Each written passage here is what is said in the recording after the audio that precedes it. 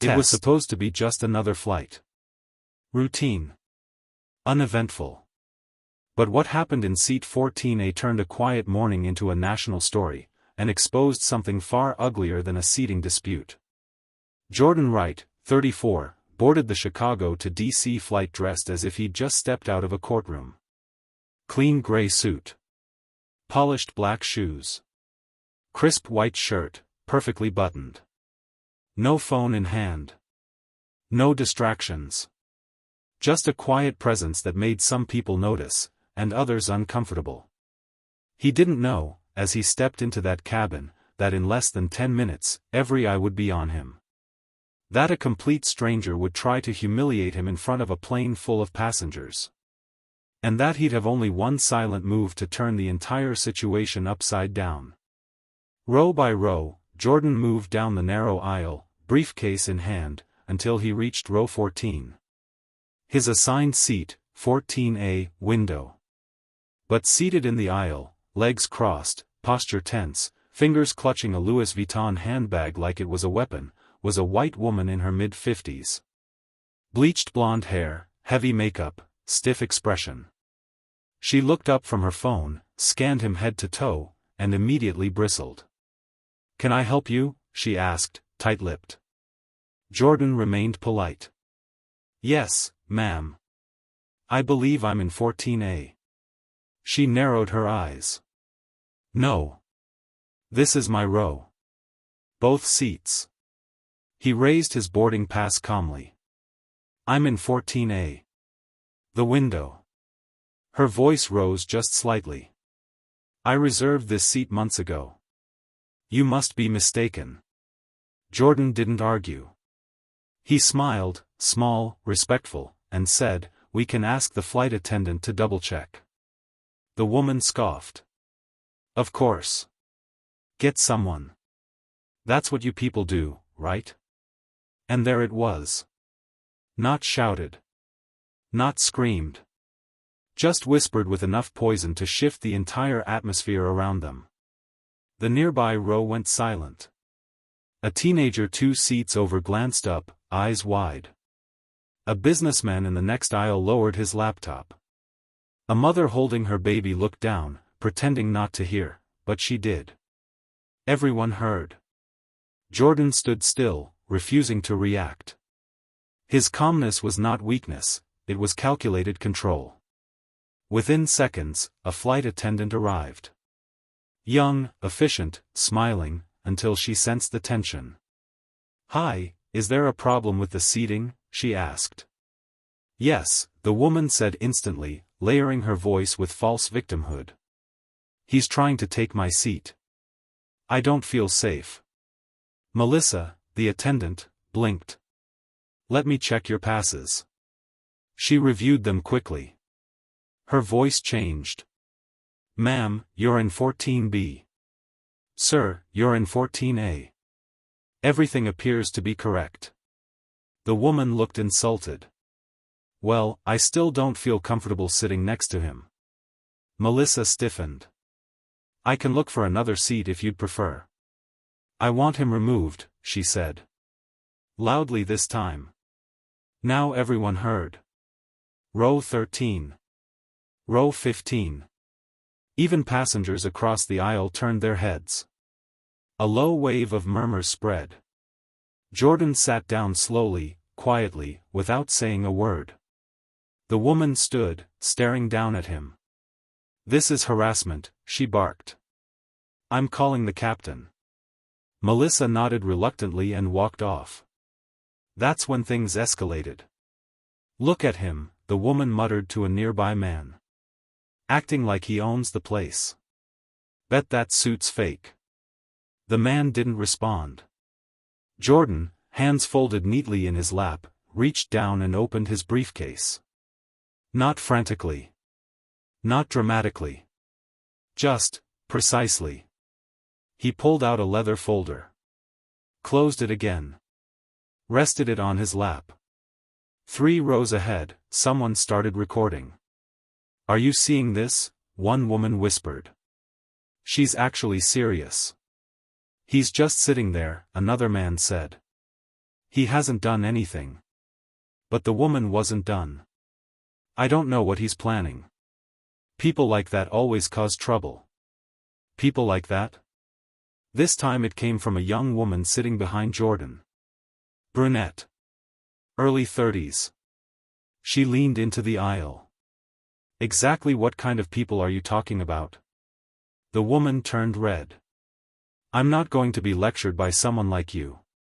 Passengers now shifted fully in their seats. The cabin, not even in the air yet, felt electric, as if something was about to snap. A second flight attendant arrived, older and clearly more senior. His face was unreadable. "Ma'am," he said carefully, "the captain is aware. Unless there's a safety issue, you'll need to return to your seat."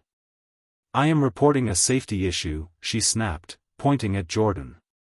"He's aggressive." Jordan didn't even blink. That's when he opened the folder. No announcement. No threat. Just a smooth motion as he lifted the leather flap and held it up for 2 seconds. Inside, a gold badge. FBI. The air changed instantly. The senior flight attendant stiffened. "Thank you, sir," he said. No further action needed. The woman's mouth opened, then closed again. Her face drained of color. Her hand trembled as she lowered her bag. Jordan looked at her once. Just once. Not with anger. Not with smugness. With silence. A silence louder than any accusation. Passengers stared in stunned silence.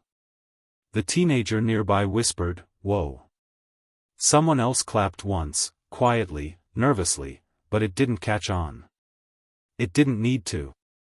Because the badge had said everything. And this was just the beginning. For a long moment, no one spoke. The woman stood frozen, her mouth slightly open, but not a single word left her lips. Her entire posture, moments ago aggressive and towering, had deflated. She now looked smaller, exposed. The flight attendant didn't say a word either, he didn't need to. One look at that gold FBI badge and everything shifted. The tension in the cabin didn't vanish, but it turned, from uncertainty, to realization. The balance of power had snapped. Jordan said nothing. He didn't gloat. He didn't smirk. He simply closed the badge case, returned it to his briefcase, and sat still, eyes calmly watching the seat back in front of him. "Ma'am," the senior attendant said carefully, his tone firmer now, "we can reseat you toward the back if you're no longer comfortable." She opened her mouth again, this time in protest, but nothing came out. Her voice had left her. Not because of fear, but because of exposure. She had gambled on public humiliation, and lost.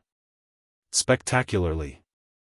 Reluctantly, she stepped into the aisle and moved backward down the plane, her face flushed, eyes darting from seat to seat, silently begging the other passengers not to look, but they were. Every step she took echoed with the consequences of her actions. Once she was gone, the tension in the row eased, but no one rushed to speak. The silence was still heavy, not awkward, but reflective. People were thinking. Processing. A few moments later, a man across the aisle leaned toward Jordan. "Sir," he said quietly, "I want to apologize. For what she said. That wasn't right." Jordan turned to him with a small nod. "Thank you. But you didn't say it." "Still," the man replied, "some of us should have spoken up sooner." Jordan smiled gently. "Speaking now is what matters."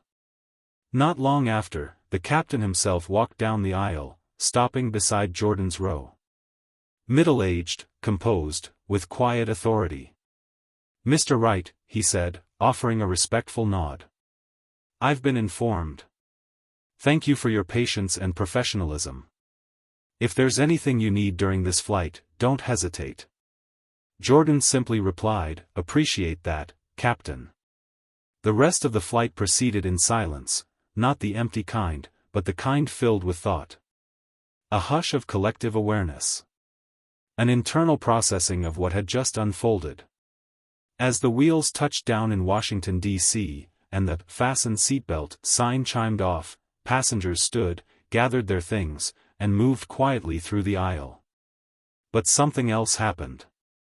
One by one, a few passengers paused near Jordan. A nod. A soft, "thank you." A hand gently placed on his shoulder. No speeches. No drama. Just quiet acknowledgement, the kind that speaks louder than applause. The woman? She never looked back. She exited the aircraft with her head low, escorted gently by airport security, not because she had committed a crime, but because she had revealed something about herself that couldn't be undone. The airline later issued a formal apology and confirmed she'd been placed on a no-fly list pending further review. News of the incident, captured discreetly by a teenage passenger, began circulating within hours. By the next day, the footage had gone viral. Passenger tries to kick black man out of seat, he flashes FBI badge and silences the plane. That headline exploded. But for Jordan Wright, it was never about going viral. It wasn't about revenge or putting someone in their place. It was about staying in his. Because sometimes, the strongest response is not yelling. It's not confrontation. It's composure. It's truth. And truth, when revealed at the right moment, doesn't need a single word. It just needs to be seen. If this story moved you, don't forget to subscribe for more powerful narratives that shine a light on courage, dignity, and justice. Leave a comment below. Have you ever witnessed a moment where someone stood their ground without ever raising their voice? And remember, respect isn't granted by fear. It's earned, and sometimes, it arrives quietly, with a badge.